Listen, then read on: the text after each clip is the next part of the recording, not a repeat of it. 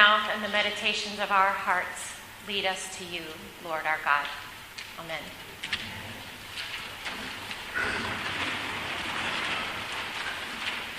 Raise your hand if you wake up about 5:30 in the morning, give or take.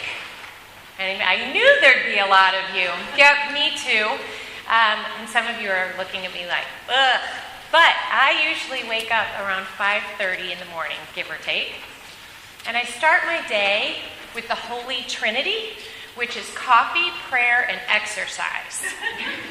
After this quiet, centering start, I am off to the races of the family morning routine, then out of the house for a day of work, school, the wide and wild world. About 12 to 13 hours after waking, I come back home. I usually look like a person in a movie who's been on a big shopping spree balancing a tower of bags. I plunk down my backpack, my lunchbox, the stack of books I picked up for free at school, the groceries I grabbed on the way home.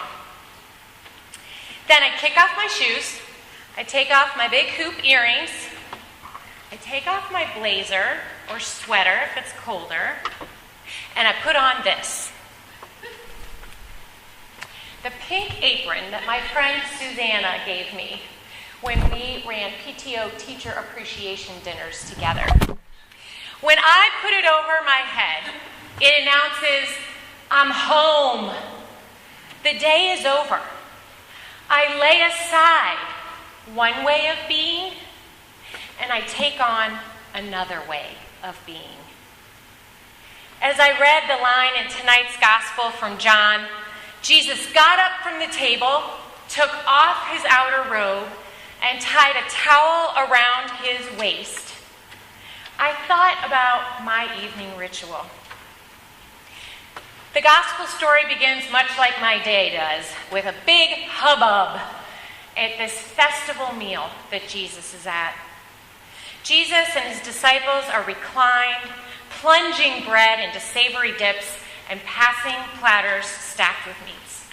Conversation fills the room, punctuated with laughter. But in the midst of the bustle, Jesus wordlessly lays aside his outer robe and takes on a towel, tying it around himself. We know what comes next. He washes the feet of his disciples. This was the most menial task for any servant. In fact, it was so menial that foot washing was not required of a Jewish slave. Sometimes I wonder, in our culture of flip-flops and pedicures, and with our yearly foot washing ritual, if we're a little desensitized to how truly intimate and personal the nature of this act was for Jesus and his disciples. Perhaps we should think about tonight's foot washing as if our vestry and our clergy stood up in the middle of the 150th celebration party in February and wordlessly began to floss the teeth of the partygoers. Do you think people would notice? Do you think a silence might have descended upon the crowd? This is precisely what happened as Jesus began to wordlessly wash the feet of his disciples. Jesus just let the act of washing speak for itself. The once boisterous room is now silent until Peter breaks it with protests and proclamations.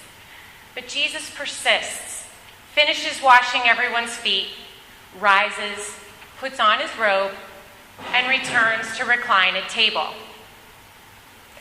Now it's Jesus' turn to break the silence, asking, "Do you know what I have done?" In other words, do you see what I have laid aside? And do you see what I have taken up? No one answered him. And so Jesus explains that what he laid aside were the hierarchical expectations of the world outside that room. The expectation that some people earn and deserve more, better, respect than others. The expectation that says disciples are to serve teachers, and servants are to attend to masters. That is what Jesus laid aside. What he takes up through his silent action is service to one another. And in case the disciples misunderstood, Jesus is very clear. It's not that the disciple is now greater than the master. It's not that the servant is the greater. What he takes up is humble service to one another, mutuality. At the close of the story, Jesus mandates, that's where we get our name Maundy Thursday, Mandate Thursday from. Jesus commands, just as I have loved you, you should also love one another. Just as I have laid aside the rules and hierarchy of the world and taken on love, so should you. The love Jesus speaks of here is in Greek, agape. Martin Luther King spoke extensively about agape love. King notes that it is not some sentimental or affectionate love. This is not the love of our Valentine's Day cards. Agape does not discriminate between worthy and unworthy people. Jesus washed the feet of John, the beloved disciple, and of Judas, the betrayer. This is a deeply difficult call for us in the age of dueling lawn signs, Fox versus MSNBC, and general political vitriol. Jesus calls us to take up a love that is not connected to approval or to disapproval. It is only connected to the humanity of the other person. Agape is not a weak, passive love. It is love in action, which is precisely what Jesus told the disciples in our story tonight when he said, if you know these things, you're blessed if you do them. It's not the knowing, it's the doing. We have to lay aside just thinking about acceptance or the good of our neighbors, and we have to take up the doing. The accepting and working for the good of the human person, whether they do or do not agree with us. Finally, agape love has a willingness to go to any length to restore community. King reminds us the cross is the external expression of the length to which God will go to restore human community. The remainder of our liturgy tonight reminds us about Jesus' call to lay aside the logic of hierarchy, importance, and self-interest, and to take up agape love. After the passing of the peace, we'll lay aside our shoes and wash one another's feet. We will then lay aside our separateness from one another and take up the shared table and the shared meal of Eucharist.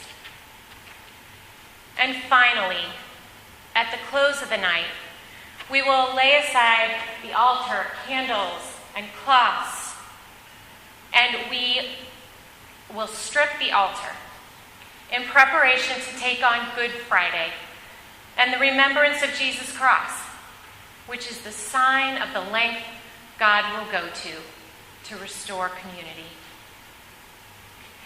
May the things that you lay aside each day and the things that you take up in the rhythm of your life serve as your own personal daily ritual. A ritual that calls you to lay aside the world's hierarchical thinking and to take on Jesus' thinking and modeling of radical agape love.